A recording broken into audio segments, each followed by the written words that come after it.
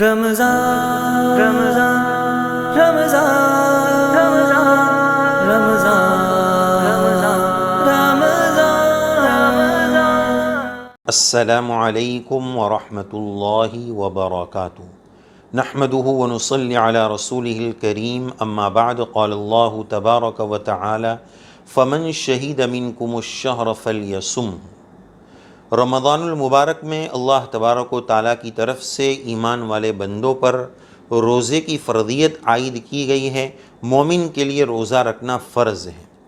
اللہ تبارک و تعالیٰ کی طرف سے جب ایمان والے کو کوئی حکم دیا جائے تو اس کو بس سر تسلیم خم کر دینا ہے، بس اس کو اس پر عمل کرنا ہے۔ آمنا وصدقنا وسلمنا، چون و چرا کیوں کیا کرنے کی ضرورت نہیں ہے، اس کی لاجک، اس کا ریزن، اس کی حکمت سمجھنے کی ضرورت نہیں ہے۔ بس رب العالمین احکم الحاکمین کا فرمان ہے، میں غلام بے دام ہوں، مجھے اس آقا کے فرمان پر حکم کو بجا لانا ہے۔ یہ مومن کی شان ہے۔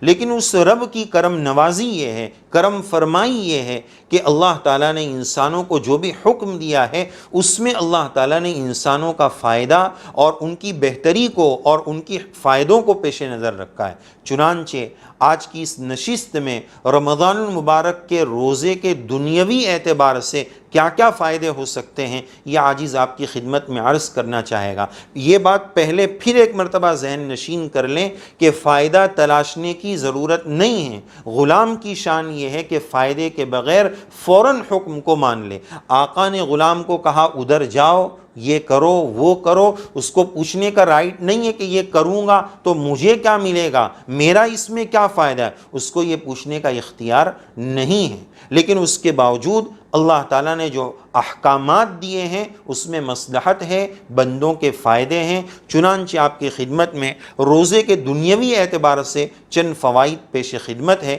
ایک فائدہ یہ ہے کہ روزے میں جب بندہ بھوکا پیاسا رہتا ہے تو اس وقت ان کو غریبوں کی غربت کا احساس ہوتا ہے کہ جو لوگ نان شبینہ کے محتاج ہیں، جن کے پاس کھانے کے لیے نہیں ہے، وہ کس دور سے گزر رہے ہوں گے۔ ابھی لاک ڈاؤن کا زمانہ چل رہا ہے، بہت سارے لوگ کھانے سے پریشان ہیں، اناج سے محتاج ہے۔ اس وقت جب بندہ روزہ رکھے گا تو ان کی غربت کا احساس ہوگا کہ جو لوگ بھوکے پیاسے ہوتے ہیں وہ غریب کس طرح گزرتا ہے۔ سال بھر ہم کھاتے رہیں، ہمیں غریب کی غربت کا احساس نہیں ہوتا ہے۔ ایک فائدہ اس کا یہ۔ دوسرا فائدہ، روزے سے صحت برقرار رہتی ہے۔ تیسرا فائدہ اس کا کہ بیماریوں سے لڑنے کی شمتا، قوت دفاع، ایمونس پاور جو ہے وہ اس کا مضبوط ہوتا ہے۔ بیماری سے لڑنے کی طاقت جو باڈی میں ہوتی ہے وہ روزے کے ذریعے، فاسٹنگ کے ذریعے، بھوکا رہنے کے ذریعے وہ مضبوط ہوتی ہے۔ اسی طرح چوتھا فائدہ یہ ہے، حدیث پاک میں بھی جیسے کہ بتایا گیا کہ رمضان شہر الصبر ہے، یہ صبر کا مہینہ ہے۔ تو کس طرح صبر کا مہینہ ہے کہ رمضان میں جو بندہ 12 15 اور 17 اور 20 گھنٹے تک بھوکا پیاسا رہ سکتا ہے، جس کی بیگم نے اور اس کی خاتون اور زوجہ نے کھانا بنانے میں 15 منٹ اگر ڈیلے کر دیا تو جو 15 گھنٹے برداشت کر سکتا ہے وہ 15 منٹ بھی برداشت کر لے گا۔ یہ ہے شہر الصبر۔ یہ رمضان کے روزے انسان کو صبر سکھاتے ہیں۔ اسی طرح ایک فائدہ روزے کا یہ ہے کہ اس سے قوت شہوانیہ، سیکشل ڈیزائرز پر اس کو کنٹرول نصیب ہوتا ہے، اس کا سیلف پاور بھی مضبوط ہوتا ہے، قوت شہوانیہ اس کی مضبوط ہوتی ہے، اس پر مضبوط نہیں بلکہ اس پر کنٹرول اس کو آتا ہے۔ جیسے کہ حدیث پاک میں وہ شخص جس کے پاس قوت شہوانیہ ہے لیکن بیوی کا مالی اعتبار سے اور دوسرے رہائش کے اعتبار سے حقوق ادا کرنے کی طاقت نہیں ہے تو اس کو شریعت نے حدیث پاک میں یہی حکم دیا کہ فَعَلَيْهِ بِالصَّوْمِ فَإِنَّهُ لَهُ وِجَاءٌ، وہ روزہ رکھے، یہ روزہ اس کی شہوت کو کنٹرول کرتا ہے۔ تو رمضان کے روزے سے بھی یہ فائدہ حاصل ہوگا کہ قوت شہوانیہ پر کنٹرول ملتا ہے۔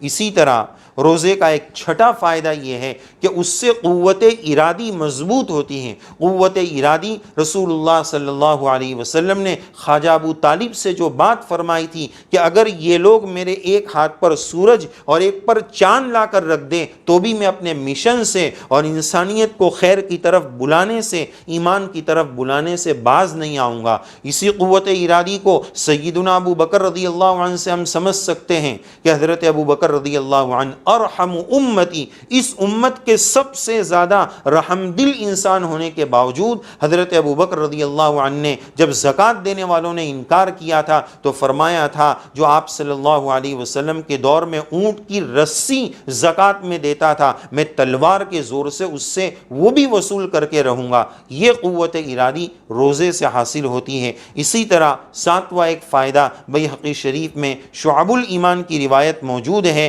آپ صلی اللہ علیہ وسلم کے فرمان عالی کا خلاصہ یہ ہے کہ ہر چیز کی زکوٰۃ ہوتی ہے اور بدن کی زکوٰۃ یہ روزہ ہے۔ یہ روزے کے چند فوائد آپ کی خدمت میں پیش کیے گئے، انشاءاللہ دیگر فوائد جو اخروی اور آخرت کے اعتبار سے وہ اگلی نشست میں پیش کیے جائیں گے۔ اللہ عز و جل ان فوائد کو ذہن میں رکھ کر ثواب کی امید کے ساتھ، اللہ کے تعلق کے ساتھ ہمیں روزہ رکھنے کا اہتمام نصیب فرمائے، آمین یا رب العالمین۔ وآخر دعوانا ان الحمد للہ رب العالمین۔